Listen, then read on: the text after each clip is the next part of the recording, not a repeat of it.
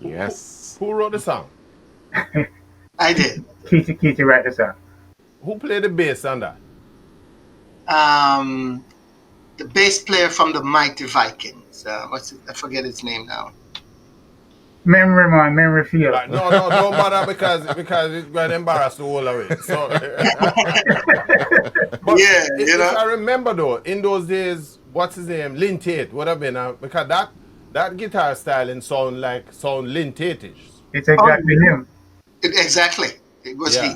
There you go. There's some elements. In fact, there's a view out there that the father of Rocksteady music in Jamaica, is Lynn Taitt. And you guys give us your feedback on that. For sure. I don't know if I would call him the father, but I would call him an integral part of reggae music, without which the Rocksteady, especially, that sound, that Rocksteady sound.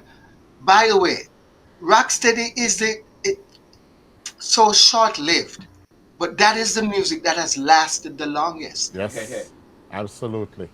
We actually did a program a couple weeks ago. Remember that guy where we're looking at the top 60 songs, and it was when we got into that Rocksteady era, between 2.5 years, 66 and 68 to 68, and we had a problem to find, because it's as you just said, Keith, it's one of the richest area of our music. And Richard, not only is the volume of music which was produced, and not just the volume, it was the quality of the music. Quality, yeah. The quality of the music. The vibes in it. It was like a romantic kind of smooth kind of singing.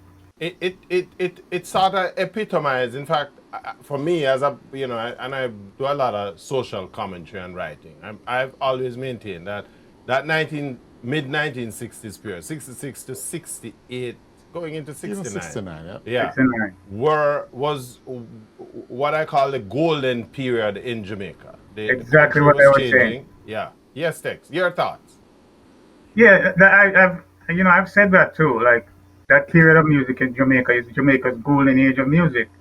And that's what living on in posterity for our vibes. So you're totally right, man. That's the way I feel about it. All right. Now, you guys had your relationship. Tell us about that with Derrick Harriott, because Derrick Harriott represented another side of the music. I don't necessarily think that the industry, outside of him being as a performer, the industry places much emphasis on the work as that a he producer. did. Yes. And we did an interview with him some months ago too. Right. Right. Give us your thoughts on that relationship. Well, as kids, young guys, 15, 16, we're kind of gullible. We like talent. We looked up to him as, a great teacher, a guy with great talent. We never had our minds on the production aspect or, the reward we could get from doing recordings.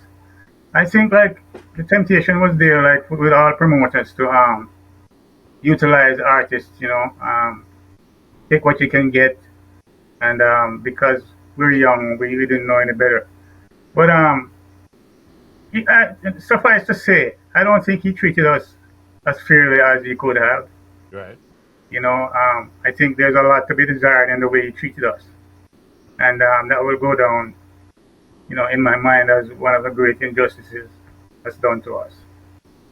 Keith, I don't know what Keith's opinion is. Yeah. No, listen, that's what this program is about. One of the things we're trying to do, and just so we, lay the foundation, is our view has always been, our little team here at Yaawd Media, and, though you've seen myself and Garth on the screen, there's Magic, who is the magician behind all of this, and his wife, Judy. But we have the view that the music, the stories behind the music is a lot bigger than the music itself. And in fact, what we're really trying to do here is to tell the stories together, bring them together. Right. And then sweeten it up with some of the music. And then, without a doubt, because that's what is the driver. But the most important thing is, and it's not with looking back and trying to throw dirt on anybody, but there are stories. But there are certain realities, yeah. And if you experience cuts in life, you have the scars to show it. Absolutely. And so, but it's for you guys. Here's an opportunity to tell that story, and that's what we're trying to do. So, Keith, your thoughts? Yeah, my thoughts are, you know, before I even speak on the negative side of the business aspect of a relationship with him, I have to acknowledge that he gave us the opportunity. You know what I mean? Mm-hmm. Without that opportunity, we wouldn't be here today talking. So I acknowledge that. Personally, I trusted Derrick Harriott to take care of two kids. I was 16 years old, man, you know. I trusted him because he's a very personable person. And he, you know, we fell under his spell, so to speak. And but we trusted him to take care of us. You know what I mean? And he didn't. I will be forever disappointed in that because it's been over 50 years, and until this day, we have not been remunerated. You know what I mean? So I will always be disappointed. I'll you know, give him credit for the opportunity, but that's about it, man. And that's the truth. So your first record you did, this record here we did. Hi there. If you enjoyed that clip, go on over to our website at yawdmedia.com where you can watch the entire broadcast at your leisure. And while you're there, why don't you check out our other reggae music features? And before you leave, pick up some of our Jamaican reggae merchandise, and hey, don't forget to tell your friends.